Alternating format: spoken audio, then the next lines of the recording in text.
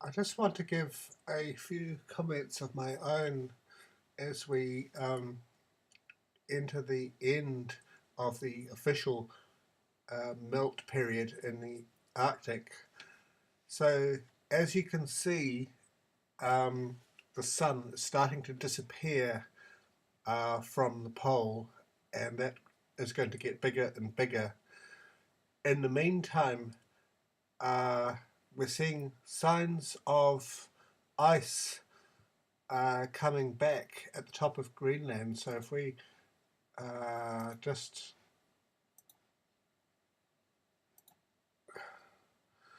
you can see here that the temperatures up uh, on the Siberian side that are still above zero, whereas the temperatures on the Canadian side and near the pole are starting to go below uh, freezing. So a lot of that stuff that we've seen in the last few days of ice cracking, that will no doubt fill over. However, what I'm interested in is this area here above Greenland. So that's an area, as you could see, that was practically um, without cloud, and yet you can see that there's no gap anymore until you come right round the corner here. So that area that was opened up a few weeks ago is now being filled up, and it's just a question of whether that is ice that's being sort of blown back in to the shores, or whether that's superficial freezing of the ice. Um, yeah, I mean, who would know? But that seems to have happened quite quickly. All that area was very open. So we'll go back, and well, those are the areas. Let's just go and follow along the shore there.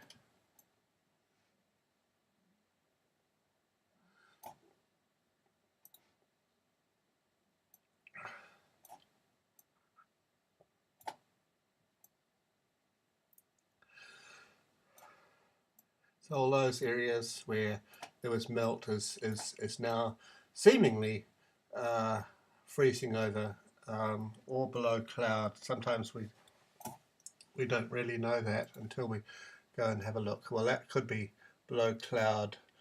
Um, and the other area that I'm really interested in, because this has been here for a couple of weeks, but look at this area of totally blue sea here in the Beaufort Sea above Alaska.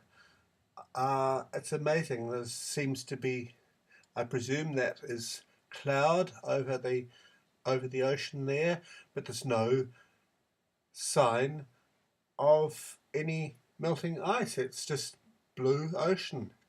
And there's been some very strange things which I've been chronicling on my